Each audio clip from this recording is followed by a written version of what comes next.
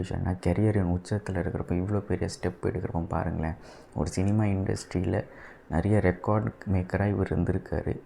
ஓகேவா, ஃபஸ்ட் லுக்காக இருக்கட்டும், ஆடியோ லான்ச்சஸாக இருக்கட்டும், டீசர், ட்ரெய்லர், படம் ரிலீஸு, கலெக்ஷன், பாக்ஸ் ஆஃபீஸ், அது இதுன்ட்டு இருக்கிறப்போ எல்லாத்துலேயுமே லீடிங்காக இருந்துட்டு இனிமேல் யாராலையும் இந்த ஹைட்ஸை டச் பண்ண முடியாது. அண்ட் இவருமே இப்போ அங்கே இருக்க மாட்டாருன்னு தெரிஞ்சோன்னே இனிமே ரொம்ப கஷ்டமாக தான் இருக்குது. ஸோ அவரோட ஃப்யூச்சருக்குமே நம்ம வெயிட் பண்ணுவோம் அண்ட் சப்போர்ட்டும் பண்ணுவோம். கண்டிப்பாக ஒரு நல்லதே நடக்கும். 2026 ஒரு புது கவர்மெண்ட்டாக வரும். ஹிஸ்ட்ரி வில் ரிப்பீட்டுன்னு அவர் வாயிலேருந்துமே அதை சொல்லியிருக்காரு. கண்டிப்பாக மக்கள் சப்போர்ட் பண்ணாங்கன்னா அவர் நினச்சதை கண்டிப்பாக நம்ம பண்ணலாம். தமிழ்நாடுவே திருப்பி நம்ம பார்க்க வைக்கலாம். ஹோல் வேர்ல்டையே நம்ம பார்க்க வைக்கலாம். அந்தளவுக்கு பவர் இருக்குது பீப்புள்கிட்ட. So yes, last audio launch and நிறையா கதையுமே சொல்லியிருந்தார்.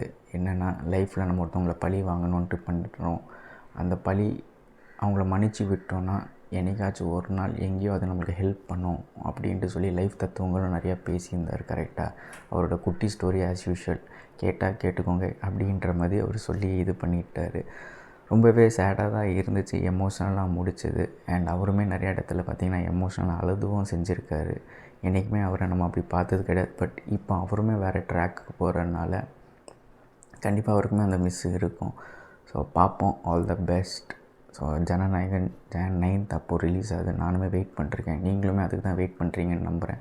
ஸோ உங்களுக்கு ஏதாச்சும் சொல்லணும்னு தோணுச்சுன்னா கமெண்ட் செக்ஷனில் போடுங்க. அதை நான் பார்த்து